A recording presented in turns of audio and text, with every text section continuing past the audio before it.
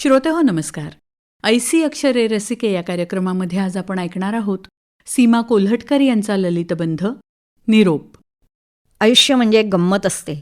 जन्माला आलेली बाळं साधारण 1 वर्षाची होईपर्यंत ती आपल्या माणसांना ओळखू लागतात. हळूहळू आई बाबा ओळखीचे चेहरे लांब गेले की ती बाळं रडू लागतात. त्यांना वाटतं की माणसं परत येणार की नाही. हळूहळू त्यांना काळ वेळ याचं भान येऊ लागतं आणि मग ती परत येणार याची खात्री झाली की त्यांचं रडणं कमी होऊ लागतं. तसंच काहीसं आमच्या नाती करत असत. आम्ही निघालो की आमची माऊचिव रडायला सुरुवात करत असे. त्यांच्या दृष्टीने आम्ही त्यांना दिलेला हा छोटासा निरोप असे. निरोप या शब्दावरून मला आठवलं, मी 10वीत असताना एकदा ट्रेनने मालाडवरून दादरला येत होते. वर्ष संपत आलं होतं आणि ट्रेनमधून मला माझी शाळा दिसली आणि धो धो रडायला यायला लागलं. आता शाळा सुटणार याचं मला खूप वाईट वाटत होतं. आपल्या आयुष्यातली प्रत्येक गोष्ट ही काही काळासाठीच असते आणि निसर्गाचा नियम आहे की बदल स्वीकारा आणि निसर्गात देखील असे बदल होतच असतात. त्याप्रमाणे आपण देखील निसर्गाचाच एक घटक असल्यामुळे बदल अनिवार्य आहेत. पण जसं वय मोठं होत जातं, आपण अनुभव संपन्न होऊ लागतो, तसे आपण बदल स्वीकारायला सुरुवात करतो. आमच्या माऊचं लहानपणचं रडणं असो की आपल्या शाळा कॉलेज याच्यातून आपलं बाहेर पडणं असो, प्रत्येक गोष्टीला निरोप देतच आपण मोठे होत जातो. गंमत म्हणजे ज्या नाती लहानपणी रडायच्या त्यांना आता इतका आत्मविश्वास आलाय की आपण बाय बाय केलं तरी आपली आजी परत येणार आहे ही एक भावना, ज्याला मी सुरक्षितता म्हणते, ती आता त्यांना वाटू लागली आहे. त्यांच्या 1 वर्षानंतरचा पुढला टप्पा म्हणजे आता त्या सगळ्यांनाच बाय बाय करतात, कारण आता त्यांना खात्री वाटते की माणसं परत येणार आहेत, आपल्याला भेटणार आहेत. याची निश्चिती माणसाला म्हणजेच बाळांना वाटू लागते आणि हळूहळू घाबरटपणाचा प्रवास हा धीटपणाकडे होऊ लागतो. निरोप देणं म्हणजे काय, तर त्याचे अनेक अर्थ आहेत.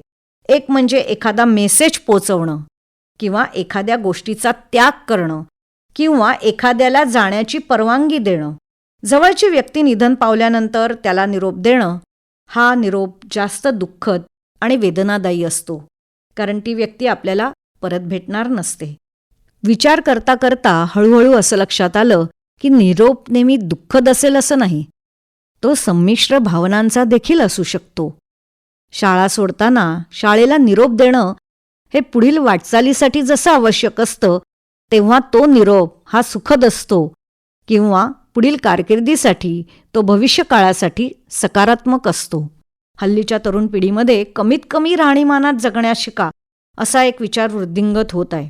याचाच अर्थ काय, ज्या गोष्टींची तुम्हाला आवश्यकता नाही, ज्या गोष्टींशिवाय तुमचं अडत नाही, त्यांचा कमीत कमी वापर करा, म्हणजेच बाकीच्या गोष्टींना सोडून द्या, निरोप द्या. आता हेच पहा ना, पूर्वीच्या काळी संवाद हा पत्रांद्वारे केला जात असे. जी पत्र ज्याची आपण आतुरतेने वाट पाहायचो, ती पत्र आपल्यासाठी निरोप आणायची. समोरच्या व्यक्तीच्या प्रेमाच्या, दुःखाच्या, सुखाच्या गोष्टी आपल्यापर्यंत पोचवायची. त्याच पत्रांना आता आपण निरोप दिला आहे आणि मेल आणि व्हॉट्सअपच्या बदलाला स्वीकारला आहे. राज्यभर गणेश उत्सव हा राज्य महोत्सव म्हणून साजरा केला जात आहे आणि अनंत चतुर्दशीला आपल्या लाडक्या बाप्पाला आपण निरोप देणार आहोत. एका डोळ्यात आनंदाश्रू तर दुसऱ्या डोळ्यात दुःखाश्रू असणार आहेत. गणपती बाप्पा आपल्या घरी आल्यानंतर जे आनंदी वातावरण निर्माण होतं, आपल्याला वर्षभर सकारात्मक ऊर्जा देतं, ती ऊर्जा परत मिळवण्यासाठी काही काळासाठी दिलेला तो निरोप असेल. पुनश्च पुढल्या वर्षी तेवढ्याच दिमाखात त्याचे आपल्याकडे आगमन होणार असेल आणि अशा या गणपती बाप्पाला निरोप देताना तू परत येशील तेव्हा मी माझ्या गुणांमध्ये, माझ्या व्यक्तिमत्वामध्ये सकारात्मक बदल घडवून आणेन आणि नव्याने तुझ्या आगमनाची तयारी करायला उत्सुक असेन, अशी इच्छा व्यक्त करून आपण निरोप देऊया. श्रोतेहो, सीमा कोल्हटकर यांचा ललितबंध आत्ताच आपण ऐकला, निरोप. आणि याचबरोबर आजचा ऐसी अक्षरे रसिके हा कार्यक्रम संपला. या कार्यक्रमाला निर्मिती सहाय्य केलं होतं रोहिणी पाटील यांनी आणि सादरकर्त्या होत्या नेहा खरे. आणि याचबरोबर आजचा कार्यक्रम संपला. पुन्हा भेटूया उद्याच्या भागात. नमस्कार.